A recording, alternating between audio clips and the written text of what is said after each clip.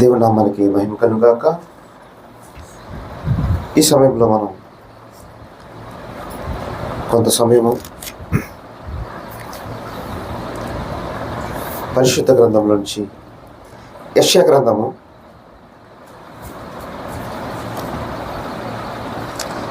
41వ వాక్యం, 41వ అధ్యాయము 16వ వాక్యాన్ని చూసుకుంటాం. యెషయా గ్రంథము 41వ అధ్యాయము 16వ వాక్యం.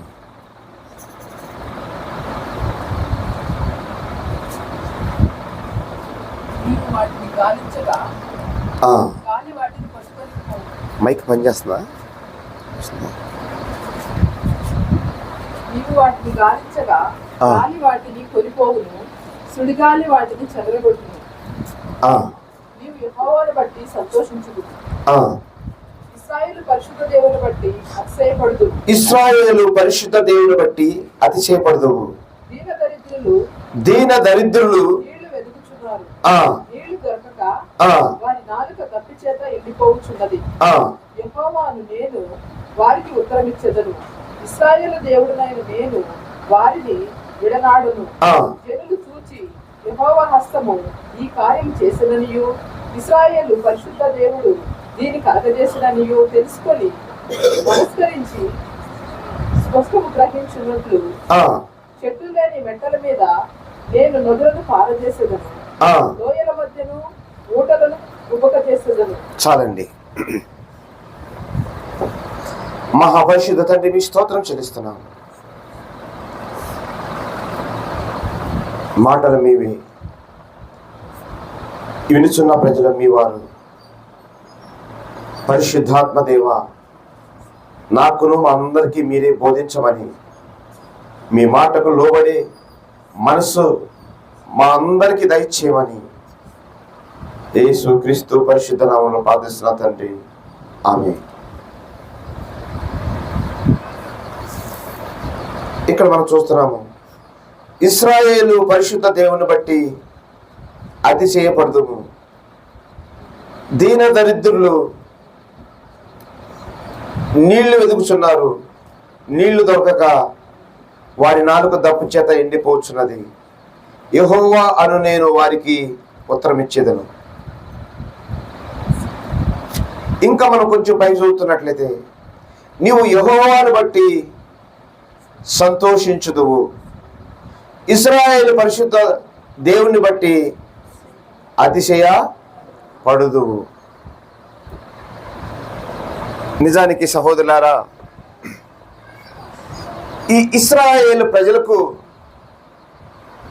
వారికి ఉన్న అతిశయము కానీ, వారికి ఉన్న సంతోషము కానీ, వారికి ఉన్న ఏదన్నా ఆనందం ఉన్నా, వారికి ఏదన్నా అతిశయం ఉన్నా కూడా అది దేన్ని బట్టి కలగాలంటే దేవుడైన యెహోవాను బట్టి కలగాలి. స్తోత్రం, హల్లెలూయా. ఎందుకంటే అనేకమైన గోత్రాలు ఉన్నాయి, భూమి మీద అనేకమైనటువంటి ప్రజలు ఉన్నారు. కానీ ఇంకా మనం చూస్తున్నాము, ఎన్ని గోత్రాలు ప్రజలైతే ఉన్నారో, ఏ విధమైన ఈ ప్రపంచంలో ఏ భాషల ప్రజలైతే ఉన్నారో, వాస్తవానికి చూస్తే వారందరికీ ఒక్కొక్కరికి ఒక్కొక్క దేవుడు వారికి ఉన్నాడండి. ఈ భూమి మీద వారికి ఒక్కొక్కరికి ఒక్కొక్క దేవుడు ఉన్నాడు.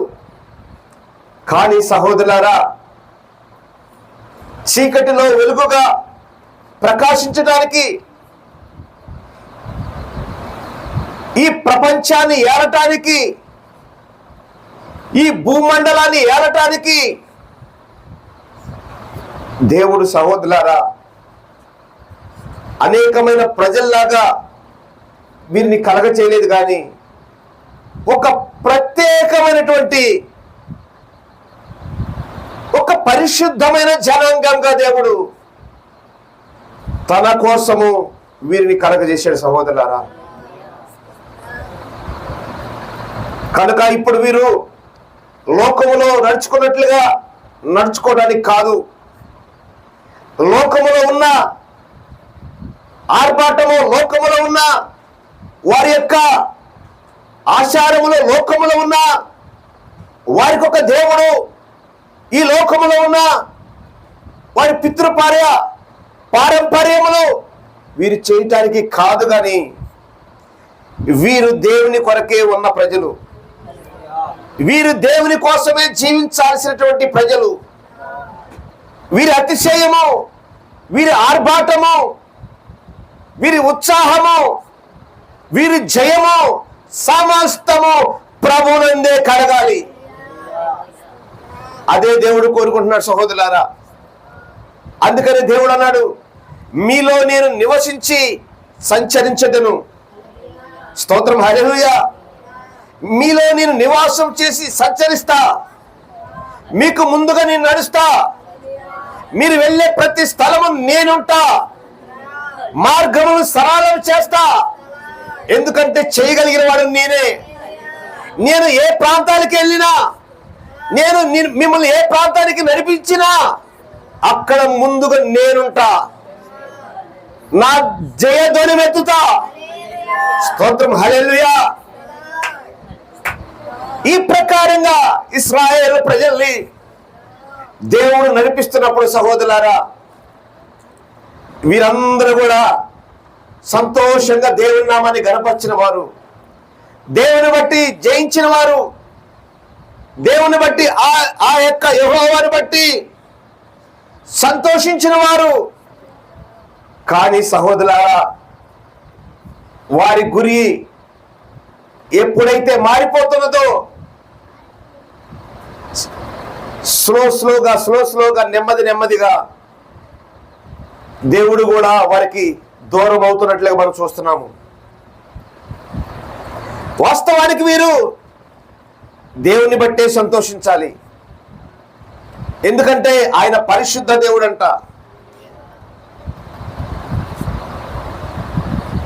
దేవుళ్ళందరికీ దేవుడంట. అదే వాక్యంలో రాయబడి ఉంది. ప్రభువులు ఎంతమంది ఉన్నా, దేవుళ్ళు ఎంతమంది ఉన్నా, నేనే ఉన్నవాడను అనువాడను, నేను తప్ప వేరొక దేవుడు మీకు లేడు అని స్పష్టంగా ఆజ్ఞ ఇచ్చాడు సహోదరులారా. ఇప్పుడు ఈ ప్రజలు, వీరి యొక్క విధులు, విధానము, వీరంతటి కూడా ఏంటి అంటే, వీరు ఎక్కడ చీకటి ఉందో అక్కడికి వెలుగ్గా వెళ్ళిపోవాలి, ఎక్కడ దేవునికి మహిమ లేదో ఆ ప్రాంతానికి వెళ్ళిపోవాలి. ఎందుకు వీరు వెళ్ళాలి? దేవుని మహిమ కొరకు. ఇదిగో మా దేవుడు సర్వశక్తి కలిగిన దేవుడని నిరూపించడానికి. వాస్తవానికి సహోదరులారా, ఈ ఇశ్రాయేలు ప్రజలను బట్టి కాదు, కానీ సర్వశక్తిమంతుడు నిజమైన దేవుడైన యెహోవాను బట్టే ఇది జరుగును. అందుకే ఈ ప్రజల్ని ఎన్నుకున్నాడు దేవుడు, తన మహిమను బయలుపరచడానికి, ఈ ప్రపంచానికి తాను ఆ దేవుడెవరో తెలియపరచడానికి. మొట్టమొదటిగా చూస్తే సహోదరులారా, ఆ ఐగుప్తు యొక్క నాగరికత అంటే ప్రపంచంలో వన్ ఆఫ్ ది రికార్డ్ అండి. ఐగుప్తు నాగరికత అంటే ఈ రోజు కూడా అది ఒక పేరు మోసినటువంటి నాగరికత. ఇట్లాంటి ఐగుప్తుకు సైతమే ఈ దేవుడు ఎవరో నిరూపించాలని, స్తోత్రం, హల్లెలూయా, మోషేను పంపించాడు. వాస్తవానికి సహోదరులారా, ఈ మోషేకు తెలియనంత కాలం ఈ మోషే కూడా రాజు ఇంట్లో వాస్తవానికి చూస్తే బంధించబడి ఉన్నాడు. ఇశ్రాయేలు ప్రజలేమో ఐగుప్తులో బానిసలుగా ఉన్నారు. ఈ యొక్క మోషే ఏమో ఫరో రాజు ఇంట్లో బానిసగా ఉన్నాడు.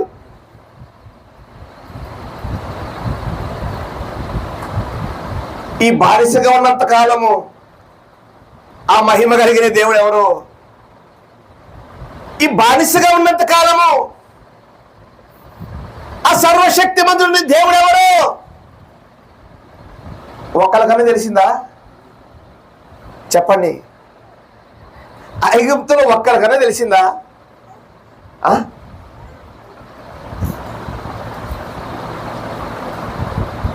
నిజానికి యాకోబు సంతానమే కదండి. ఈ యాకోబు సంతానమే 70 మంది కదా అక్కడికి వెళ్ళింది.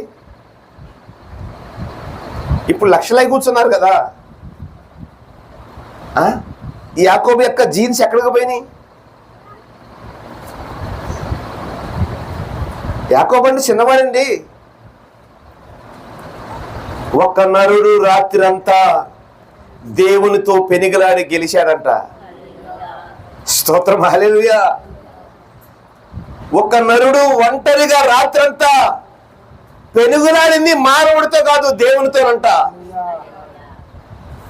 పెనుగులాడి గెలిచాడంట దేవుని యొక్క. స్తోత్రం. అట్లాంటి సంతానం అండి, అది చిన్న విషయం కాదు. అట్లాంటి సంతానాన్ని దేవుడు ఇప్పుడు ఐగుప్తుకి పంపించాడు. ఎందుకో తెలుసా సహోదరులారా? ఆ ఐగుప్తులు కూడా నేనెవరో ప్రజలు తెలుసుకోవాలి.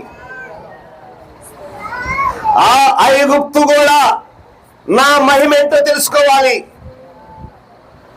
రాజు సైతం, ప్రజలు సైతం నేనెవరో వాళ్ళకి రుజువు చేసుకోవాలి.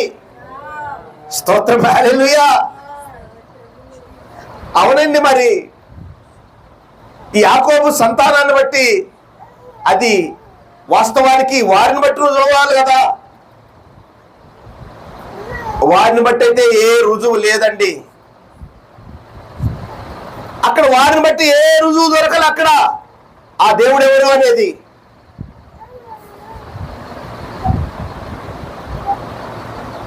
సర్వశక్తిమంతున్న దేవుని బట్టి తన రుజువు తెలుసుకున్నాడు. ఫరో ఈ దేవుడు ఎవరు అనేది, ఈ దేవుని మహిమ ఏంటి అనేది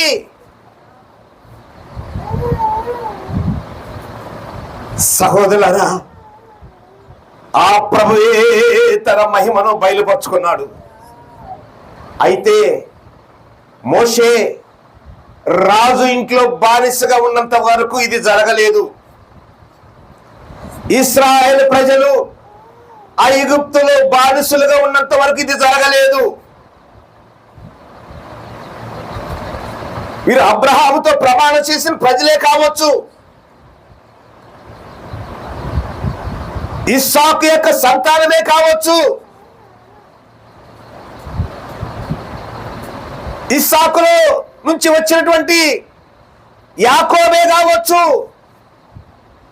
యాకోబులో వచ్చినట్టు సంతానమే కావచ్చు. అయినప్పటికీ సహోదరులారా, బానిసత్వములో ఉన్న మానవుడితో దేవుడు ఎన్నడూ సూటిగా మాట్లాడు. స్తోత్రం, హల్లెలూయా. ఎప్పుడైతే బానిసత్వపు సంఖ్యలు తెగిపోతాయో, ఎప్పుడైతే తండ్రి ఇంటి గురించి ఒక ఆశ ఆర్భాటము కలిగి ఉంటారో, స్తోత్రం, హల్లెలూయా, తండ్రి గురించి, తండ్రి యొక్క ఇంటి గురించి చింత కలిగి ఉంటారు. స్తోత్రం, హల్లెలూయా. ఇదిగో ఒక్క రోజున తండ్రి వారి మనసులో ఉన్న చింతను బట్టి, స్తోత్రం, హల్లెలూయా, వారి మనసులో ఉన్న ఆలోచన బట్టి వారి బానిసత్వపు సంఖ్యలను పెంచుతాడు. ఎందుకో తెలుసా? తన మహిమ కొరకు. ఆ దేవుడు ఎవరు అని నిరూపించడానికి మాత్రమే. ఇదే జరిగింది మోషేలో. ఇదే జరిగింది మోషేలో. 40 సంవత్సరాలు రాజ కుటుంబములో రాజుకు ఒక కుమారుడు లాగా ఉన్నప్పటికీ కూడా దేవుని మహిమను చూడలేకపోయారు. స్తోత్రం, హల్లెలూయా. ఎప్పుడైతే రాజ కుటుంబము నుంచి అనగా ఐగుప్తు రాజు ఫరో నుంచి వేరైపోయాడు, వేరైన తర్వాత సహోదరులారా అప్పుడు దేవుని మహిమను చూడగలుగుతున్నాడు. అప్పుడు దేవుని మహిమను చూడగలుగుతున్నాడు. స్తోత్రం, హల్లెలూయా. ఇదిగో మిద్యానహారణ్యములో 40 సంవత్సరాలు మళ్ళా తన మామగారి దగ్గర హిత్తు దగ్గర దేవునితో సహవాసం చేస్తున్నాడు. స్తోత్రం, హల్లెలూయా. అప్పుడు మరలా ఐగుప్తుకు వస్తున్నాడు. ఇప్పుడు మోషే వస్తుంది. ఎలాగో తెలుసా? వీరు స్వతంత్రులైనారు. వీరి మీద ఇప్పుడు ఎవరి ఏడుబడి లేదు.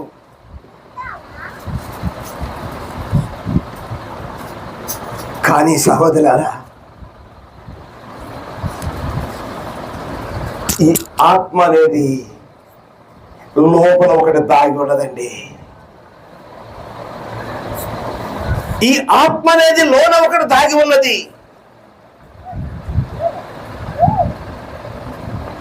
ఈ ఆత్మకు విడుదల కలగజేయటానికి, ఈ ఆత్మను విడిపించడానికి, ఈ ఆత్మను రక్షించడానికి, స్తోత్రం, హల్లెలూయా, ఇది ఎవరి వల్ల కాలేదండి. మోషే వచ్చినా, ఏ ప్రవక్త వచ్చినా తండ్రి తన మహిమను నిరూపించాడు. తండ్రి తాను ఎట్టివాడో అన్ని జనుల్లో నిరూపించాడు. కానీ సహోదరులారా, ఇదిగో పైన ఉన్న మనుషుడిపై ఉన్న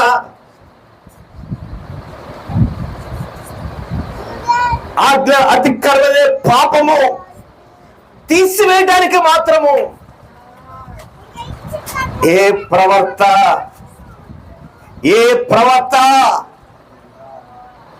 వారి వల్ల ఎవరి వల్ల కాలేదు సహోదరులారా.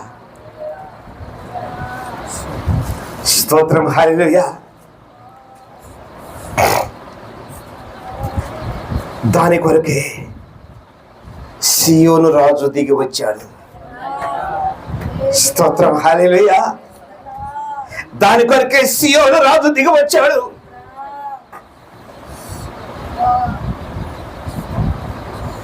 ఈ సియోను రాజు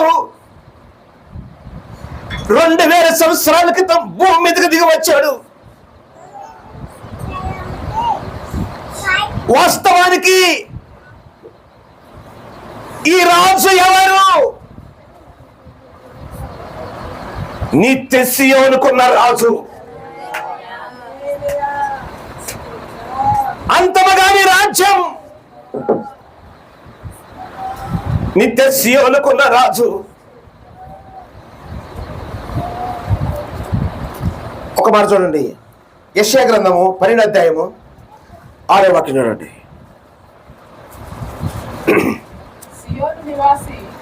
సియోను నివాసి ఉత్సాహధ్వని బిగ్గరగా చేయము. మీ మధ్య ఉన్నటువంటి ఇశ్రాయేలు యొక్క పరిశుద్ధ దేవుడు ఎవరైనా ఘనుడై ఉన్నాడు. సియోను నివాసి, మీ మధ్య ఉన్న ఇశ్రాయేలు దేవుడు. ఆయన ఎవరైనాడు తెలుసా? బహు ఘనుడై ఉన్నాడు. సంతోషించుడి, ఉత్సాహించుడి, ఆనందముతో సియోను రాజుని గణపరచుడి. ఎందుకంటే ఆ సియోను రాజే భూమి మీదకి రాబోతున్నాడు. స్తోత్రం, హల్లెలూయా. ఆ రోజున తండ్రిని బట్టి ఇశ్రాయేలు పిల్లలు సియోను వారసులు. ఈ రోజున ప్రభు అయిన యేసుక్రీస్తును బట్టి, తన స్వరక్తమును బట్టి ఈ రోజున మనమందరము కూడా ఆత్మీయ ఇశ్రాయేలీము, సియోను యొక్క పిల్లలము. స్తోత్రం, హల్లెలూయా. లూకా సువార్త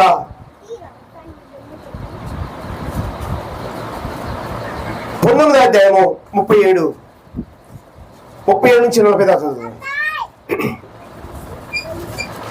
లూకా సువార్త 9వ అధ్యాయము 37 నుంచి 40 దాకా చదువుతాం. ఒలీవల కొండ నుండి దిగుచోటకు ఆయన సమీపించుచున్నప్పుడు శిష్యులు సమూహమంతా సంతోషించుచు ప్రభు పేరిట వచ్చు రాజు స్తుతించబడిన గాక. పరలోకమందు సమాధానము, సర్వోన్నతమైన స్థలములలో మహిమయుండను గాక అని మహాశబ్దంతో దేవుని స్తోత్రం చేయసాగిరంట. ఆ సమూహంలో ఉన్న కొందరు పరిసయ్యులు, బోధకుడా,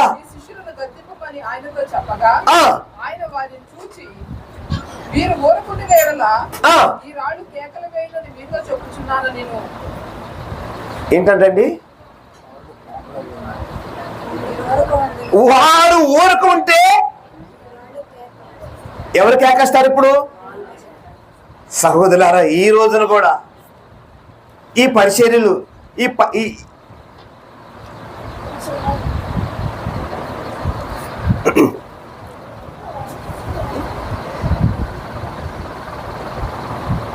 వాస్తవానికి సహోదరులారా,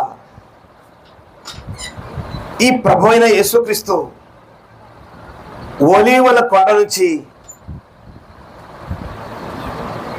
అక్కడ ఏమి ఎక్కువస్తున్నాడంట? గాడిదని ఎక్కువస్తున్నాడంట. ఆయన వస్తుంటే అనేకమైన కింద దుప్పట్ల పరిచి, వాస్తవానికి నేల మీద నడవకుండా అనేకమైన వస్త్రాల మీద నడిపించుకుంటూ వస్తున్నారంట. అదంతా చూసి శిష్యులకి ఇప్పుడు సంతోషం వేసి సియోను రాజును గణపరుస్తున్నారంట. సియోను రాజును స్తుతిస్తున్నారంట, మహిమపరుస్తున్నారంట. ఈ పరిసయ్యులకు ఇది కొంచెం అభ్యంతరం అయిపోయింది. స్తోత్రం, హల్లెలూయా. ఈ పరిచర్యలు కొంచెం ఎందుకయ్యా, ఎందుకు వాళ్ళు మౌనంగా ఉండవనొచ్చు కదా? వారు మౌనంగా ఉండేవారు కాదండి. ఒకవేళ వీరు మౌనంగా ఉండమని నువ్వు చెబితే, నేను చెబితే, ఒకవేళ వీళ్ళు మౌనంగా ఉంటే, ఇదిగో సియోను రాజు యొక్క మహిమ ఆగిపోయిందని మీరు అనుకుంటున్నారేమో. సియోను యొక్క రాజు ఘనత ఆగిపోయిందని మీరు అనుకుంటున్నారేమో. సియోను యొక్క రాజు యొక్క ప్రతిష్టత ఎవరికి వినపడకుండా ఆగిపోయిందని అనుకుంటున్నారేమో. రాళ్ళు గనపరుస్తాయి సియోను రాజును, రాళ్ళు మహిమపరుస్తాయి సియోను రాజును, రాళ్ళు స్తుతిస్తాయి సియోను రాజును. స్తోత్రం, హల్లెలూయా. ఈ సియోను రాజును మహిమపరచకుండా ఏ శక్తి ఆపలేదు, ఏ బలము ఆపలేదు. ఆ రోజు యోధా యొక్క, హేరోదు యొక్క బలము కూడా ఆపలేకపోయింది. ఈ రోజు కూడా ఏ శక్తి, ఏ బలము ఆపలేదు. సియోను రాజు గణపరచబడిన గాక, సీయోను రాజు మహిమపరచబడింది గాక. ఓ రాజు పిల్లలారా గనపరచండి. ఓ రాజు అయిన యాజకు సమూహమా మహిమపరచు నీ సీయోను రాజును. రక్షణకర్తమైన దేవుని స్తుతించు. 2000 సంవత్సరాల క్రితం ఈ సీయోను రాజు మహిమను తగ్గించుకుని ఈ లోకానికి దిగంబడిగా రిక్తునిగా శిలువలో ప్రాణం పెట్టి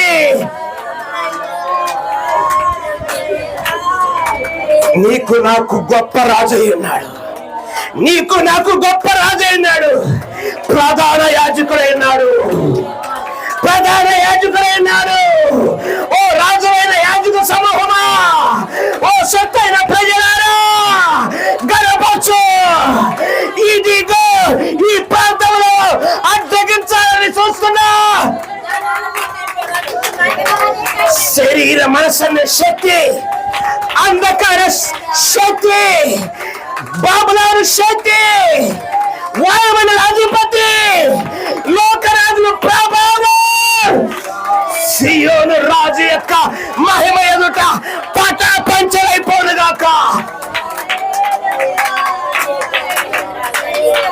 రక్తం చేయం, రక్తం చేయం, రక్తం చేయం, రక్తం చేయం. మీకు మహిమ. నా విమోచకుడు, సృష్టికర్తన దేవుడు పర్వతాలు బుగ్గైపోవునుగాక, కొండలు పిండైపోవునుగాక. హల్లెలూయా.